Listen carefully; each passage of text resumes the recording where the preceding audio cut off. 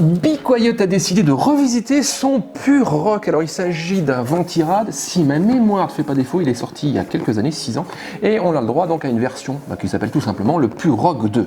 Donc un travail sur plusieurs points, dont une gamme qui va se décliner en deux versions, du full black, c'est pour répondre à la grosse tendance du marché, et puis une version plus classique, c'est celle que j'ai entre les mains, dite argentée, où on voit l'aluminium. Côté tarif, 44 € pour le premier et 39 € pour ce modèle. Alors ce que je vous propose au niveau de cette vidéo, c'est qu'on fasse un petit tour d'horizon de ces principales caractéristiques. C'est un Ventirad qui vise le milieu de gamme. Au niveau de la dissipation thermique, on est sur du 150 watts, donc normalement de quoi faire face à tous les processeurs du marché. Par contre, si on commence à titiller avec l'overclocking sur des modèles haut de gamme, là il sera peut-être préférable de passer sur un modèle un peu plus sophistiqué. Et on finira cette présentation avec quelques petits résultats que j'ai obtenus avec un processeur AMD au TDP de 95 watts. Donc est-il silencieux et performant? Eh bien, on va tenter de répondre à ces deux questions.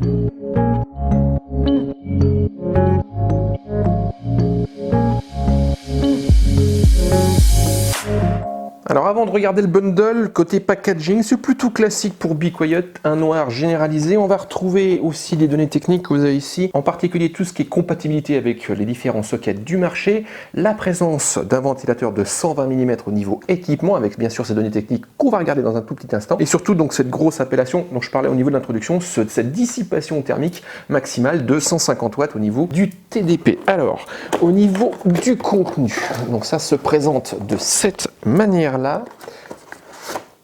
Alors, ici, petit guide, je pense, d'installation, avec les deux versions dont je vous parlais, hein, donc, dont le full black et cette version argentée. Ensuite, bon, je vais le sortir. Donc, voici le Ventirad. Pour le reste, je vais retrouver le ventilateur de 120 mm, une petite boîte en carton, à mon avis ça va rassembler les différentes fixations, et on retrouve également, ah oui, garantie et recyclage, d'accord, ok, et à l'intérieur, je crois qu'on a fait le tour, hein, tout est vide, ok, et à l'intérieur de ce petit carton, ouais, alors fixation AMD, Intel, et puis les cintres métalliques.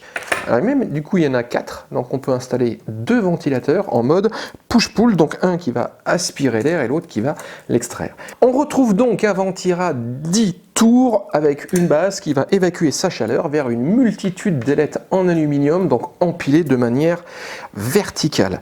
On est face, je vous le disais, à cette version argentée, puisqu'on a de l'aluminium dominant. Par contre, ça permet de mettre en valeur le système de caloduc en cuivre clairement visible. Et ces derniers sont en contact direct avec le processeur. Voilà, vous les voyez. Et donc, leur rôle va être de transporter les calories vers, alors si je ne me suis pas trompé, puisque je les ai comptés, 55 ailettes en aluminium. L'ensemble, et c'est une coutume chez Be Quiet, profite d'une finition travaillée sur plusieurs points, et en particulier au niveau de la plaque supérieure que voici.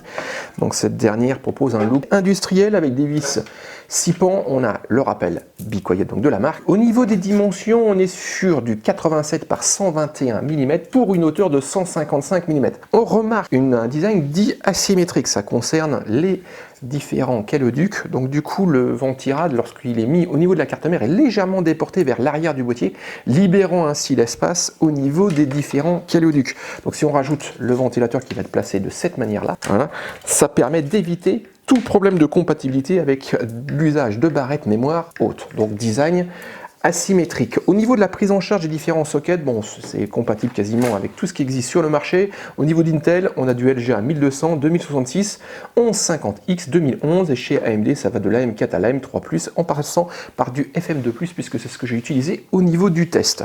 Au niveau du ventilateur, c'est un pur Wins 2, capable de monter au maximum à 1500 RPM pour des nuisances sonores qui normalement ne devraient pas dépasser les 26,5 dBA. Au niveau du ventilateur, il se fixe simplement avec les petits cintres en métal qu'on a vu tout à l'heure. L'opération est pas complexe, je vais vous montrer. Par contre, il faut juste faire attention au sens d'orientation de l'air. Donc on a un petit système de flèches, alors, je sais pas, oui, on le voit, donc qui vous indique le sens d'orientation, de rotation du ventilateur, et surtout le sens donc de propulsion de l'air. Donc là, il est aspiré de ce côté-là pour être expulsé de ce côté-là. Et au niveau de la mise en place, je couche simplement le Ventirad, je mets mon ventilateur dessus, je prends un cintre, je l'accroche au niveau des attaches, normalement où on met des vis, et ensuite j'ai plus qu'à pousser délicatement au niveau des ailettes. Et voilà, il est mis en place. Et la même chose de l'autre côté.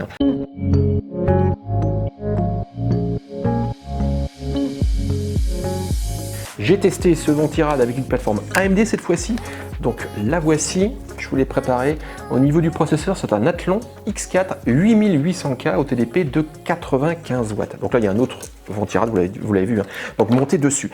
Au niveau des résultats, alors je vais juste évoquer le plus 12 volts pour le PWM, je vous invite à me retrouver sur le site. Et là, écoutez, en plus 12 volts, donc avec un ventilateur à son maximum, le bilan est vraiment très correct. Il est même excellent puisqu'ici, j'ai les meilleurs deltas obtenus avec l'ensemble des ventirad testés sur cette plateforme. Donc j'ai du 5 jusqu'à du 18 degrés Celsius. Donc le delta correspond à la température processeur moins la température de la pièce. Et là, les tests ont été faits avec un processeur au repos et à pleine capacité, donc avec ses 4 cœurs à 100% de leurs possibilités. Et au niveau de nuisance sonore, Be Quiet porte très bien son nom. Elles sont maîtrisées. J'ai un sonomètre qui ne dépasse pas les 40 et 1 dBA, on est à 40,8. Donc on ne peut pas parler de silence, mais par contre, on a un souffle qui est audible, mais tout à fait acceptable. Au niveau de cette vidéo, écoutez, si elle vous a plu, comme toujours, n'hésitez pas, peut-être un petit commentaire, ça fait plaisir, partagez. Et si vous n'êtes pas inscrit, je vous invite à le faire. Vous avez également la petite cloche si vous êtes notifié pour une prochaine vidéo. Et quant à moi, écoutez, je vous dis à très bientôt.